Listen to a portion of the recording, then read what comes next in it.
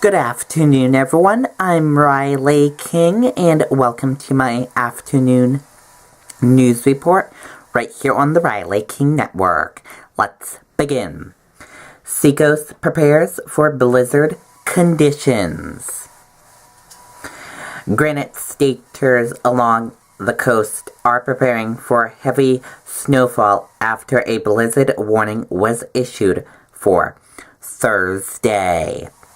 Road crews in Hampton were clearing storm drains Wednesday that were still blocked from the Christmas Day storm. They said work had been hampered by the frigid weather, but they said they would be ready for Thursday's storm. The storm is expected to hit coastal areas the hardest.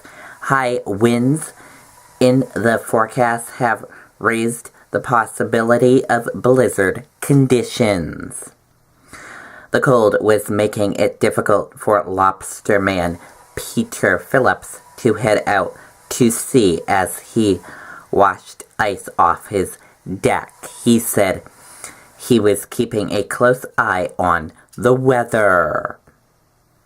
Phillips said he picked Wednesday to pull in his 60 traps because it's the warmest day in the forecast.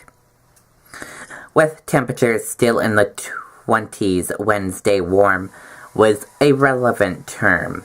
In Seabrook, workers with the water department had to use a propane torch to free a wrench that had frozen in place while they were shutting water off to a home where pipes had burst. Snowfall is expected to begin Thursday morning before intensifying in the afternoon and evening.